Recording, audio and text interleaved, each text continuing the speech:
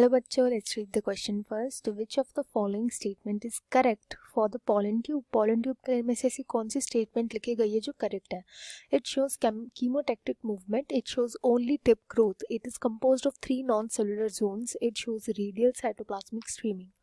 इसमें कीमोटेक्टिक मूवमेंट देखने को मिलती है, इसमें केवल टिप ग्रो करती है. It is composed of 3 non cellular zones, 3 non cellular zones इसमें प्रेजेंट होते हैं एंड इसमें रेडियल साइटोप्लाज्मिक स्ट्रीमिंग देखने को मिलती है. एक एक करके इन सब चीज़ों को समझेंगे अलॉन्ग जब हम इसको सॉल्व कर रहे होंगे. तो यहाँ पे जो की कॉन्सेप्ट यूज़ किया जाएगा वो होगा पोलन ट्यूब का.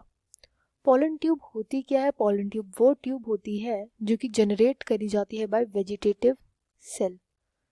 वेजिटेटिव सेल जो कि प्रेजेंट होती है पॉलन के अंदर, पॉलन का पार्ट होती है, ये इसको जनरेट करते हैं पॉलन ट्यूब को.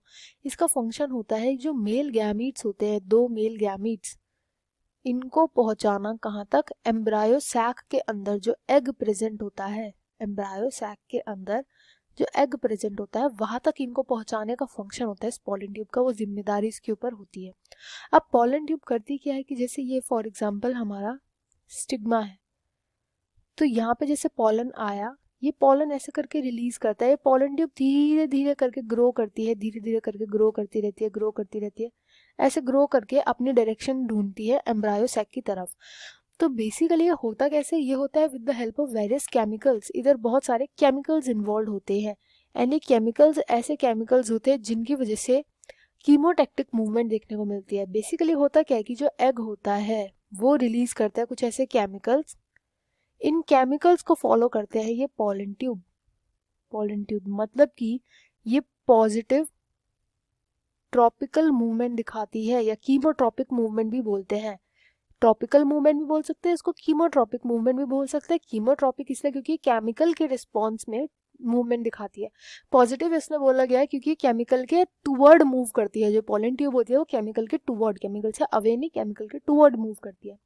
तो जो केमिकल होती है इसके टुवर्ड मूवमेंट होती है, इसलिए पॉजिटिव ट्रॉपिक मूवमेंट है. कीमोट्रॉपिक मूवमेंट यहाँ पे शो होता है. किसके थ्रू? पॉलन ट्यूब के थ्रू. तो पॉलन ट्यूब जो मूव करता है ना, जो मिस्ट्री देखिए मूव कैसे करता है, जाता कैसे, वो होता है इस एग की वजह से जो कहाँ प्रेजेंट होता है?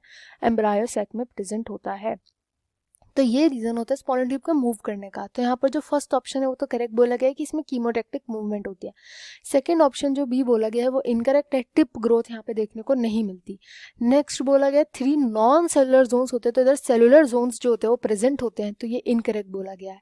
लास्ट बोला गया है डी में कि इसमें रेडियल साइटोप्लाज्मिक स्ट्रीमिंग होती है. देखो साइटोप्लाज्मिक स्ट्रीमिंग नाम से पता चल रहा है क्या होगा, इसमें साइटोप्लाज्म का जो सेल का जो साइटोप्लाज्म होता है इसका मूवमेंट होता है एंड इसके मूवमेंट के काफ़ी पर्पसेस हो सकते हैं, बट ये पॉलन के ग्रोथ का पर्पस नहीं होता, पॉलन ट्यूब के ग्रोथ का पर्पस नहीं होता. इसके ग्रोथ के पर्पस हो सकते हैं कि सेल को मूवमेंट करवाना है, किसी भी चीज़ का, किसी कंपोनेंट का मूवमेंट करवाना है, कंपोनेंट जैसे कोई फूड हो गया या सेल की ग्रोथ के लिए हो गया, तो उन सब चीज़ों के लिए ये जो साइटोप्लाज्म होता है वो मूव करता है, रेडियल मूवमेंट शो करता है. रेडियल मूवमेंट मतलब ऐसे सर्कल्स में जो साइटोप्लाज्म होता है वो मूव करता है, बट ये पॉलन ट्यूब में देखने को नहीं मिलता, तो इनकरेक्ट है. तो यहाँ पे राइट आंसर ऑप्शन ए है. I hope you understood well. Best of luck and thank you.